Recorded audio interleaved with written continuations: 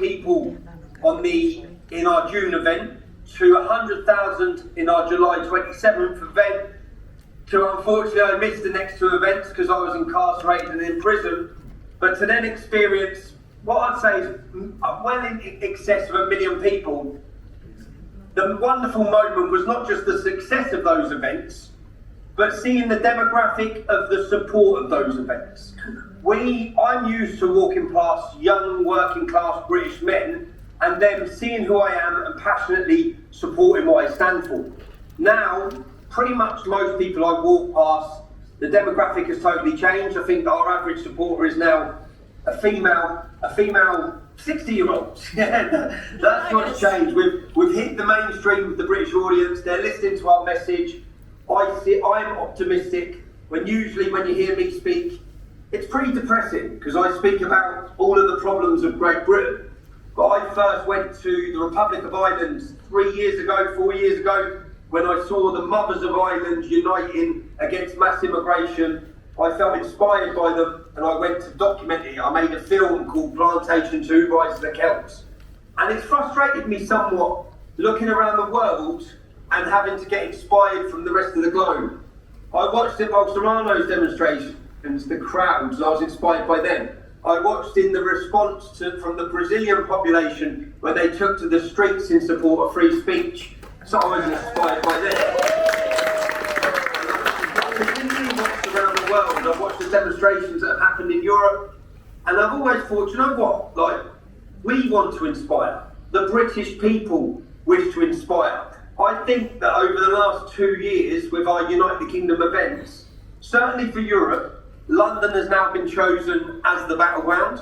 London is the place for the street movement. We're already looking at our next event, which will be in the summer of next year. Yes. We've got, obviously, to organise these events, there's a lot of work that goes in. But our next event will be Unite the Kingdom, Unite the West. It's about uniting everyone who wants to stand for Western civilization, everyone who wants to stand against the demographic replacement that we're witnessing from Islamic nations, and everyone who wants to stand for freedom and democracy. Now, we are all seeing the same problems, whether it be the infiltration or the corruption of the judiciary.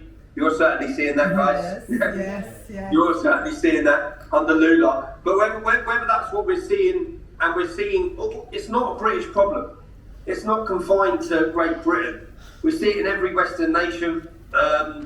Unity is strength. I think that if we can reach the world with our message, because it's going to affect us all. So yeah, the feeling for me was immense. It was beautiful. I also take mass satisfaction in the fact that we've managed to unite that many people, but also the fact that all of the media went with the same headline, 100,000 people. Thanks to Elon Musk, and I know Brazil's had the same battle for X, but X has given you a voice or it's given Brazil a voice.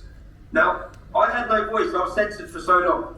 So, to have my voice back and be able to reach the public, nothing could have happened in, I'd say, what we can describe as, whether it's a cultural revolution, whether you call it a mass awakening, whether you call it any of these things, it would not happen without Elon Musk buying X. So people can now reach the public, we can reach the public. September 13th was an amazing feeling, but it was also a moment of exposure where we could expose the mainstream media, because they said 100,000 people come, just off that little headline. And they all run with the same headline, 100 to 150,000. We actually privately paid for a helicopter because we knew they'd do this. We wanted to prove them wrong. Our counter video showing how many people hit 66 million views on Elon Musk's platform. So their ability and their monopoly, which is what they need control. They need to be able to tell people who I am, who you are, whether it be who Bolsonaro is. They need to have the monopoly on telling people how to think about who. And they managed that against me for a decade. They managed to keep me as a fringe voice.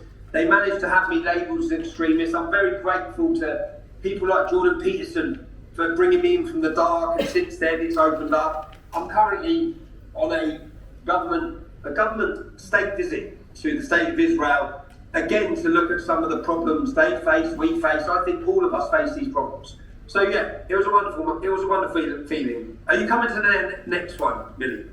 Will you be at the next event? I knew you were going to All of you, ask. all of you. Yes, we surely support you, whatever you do. You know that. And the Brazilian community is very grateful because it's not just about you fighting for British people, like you've said. You are totally aware, despite what the media say, you are totally aware of the importance of migrants that integrate into the British culture and society, and the importance that we have. And personally, being Brazilian and British, I find incredibly distasteful when I see people coming to Britain and trying to impose the culture in a country that is called Great Britain for a reason. I know your time is very tight at the moment. Can you please just give a message to the Brazilian community here in London? And we have visitors from everywhere, okay? We have British people here, we have Italians, we have Portuguese. There are quite a lot of people here. So can you please just, I have a message from Congresswoman Bia. She said that they follow each other on X and she would like to say hi to him.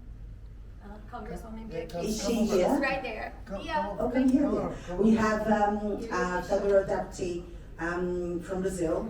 And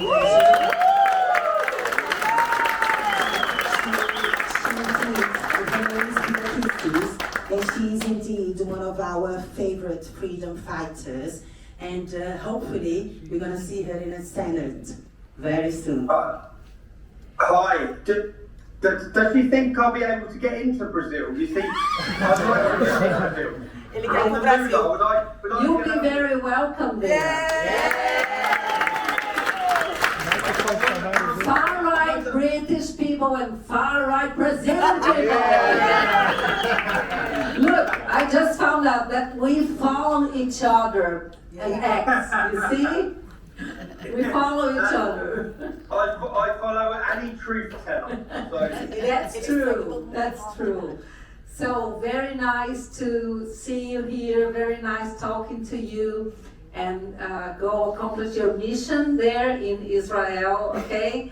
And we are going to fight wherever we are in the world, because this is not a Brazilian or a British issue. This is a global issue, and it affects all of us. So nice talking to you. All the best. Thank you, God bless you. I'm going to send you a direct message about my trip to Brazil. Yeah, I'm coming.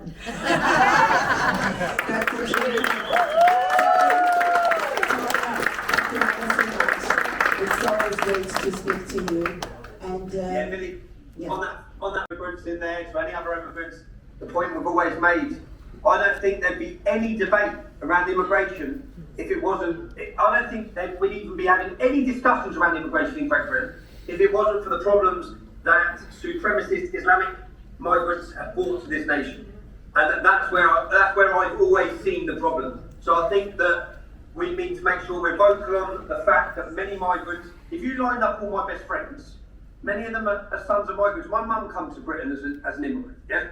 So the media like to distort our message so much, but the great British public are grateful for any hard-working, integrated and assimilated migrants, which anyone from Brazil is, anyone from Portugal is, anyone from Italy is. None of those countries have brought us any problems. So, I hope to see as many of you as possible at our next event where we celebrate British cultural identity and stand against the corruption of judiciaries and governments and just bring people together for a wonderful, beautiful day. And do you know what? Oasis are playing in Sao Paulo. That's up. So I want to see Brazil, but the two best combinations don't know any